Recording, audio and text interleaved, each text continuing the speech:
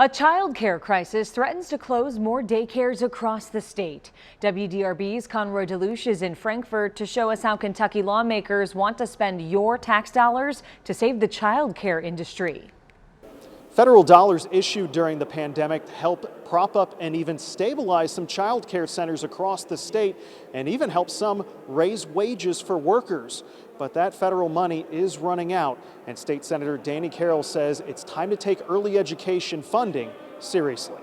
Until we start looking at early childhood education for what it is, education and part of our system, and we start funding it in that manner, we're not going to make any progress. Senator Carroll says he knows firsthand it's expensive to run a daycare facility, looking at his own bill from the final 3 months of 2023. You take away the federal dollars, we lost $12,000.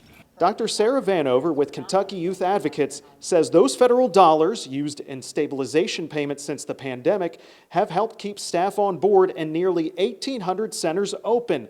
But that government funding has ended, and more money will be needed just to keep status quo. Childcare is just as much a part of our infrastructure as these industries, because without it, families cannot go to work, and working families cannot provide for themselves, and the community suffers as a whole. That's one of the reasons Senator Whitney Westerfield filed Senate Bill 34, which calls for millions of dollars in child care assistance for low-income families and other wraparound services.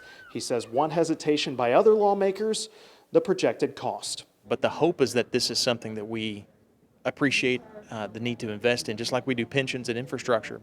The lives of people in Kentucky deserve that.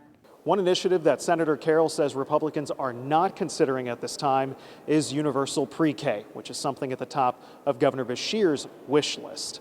At the Capitol with Greg Shapker, Conroy DeLuche, WDRB News.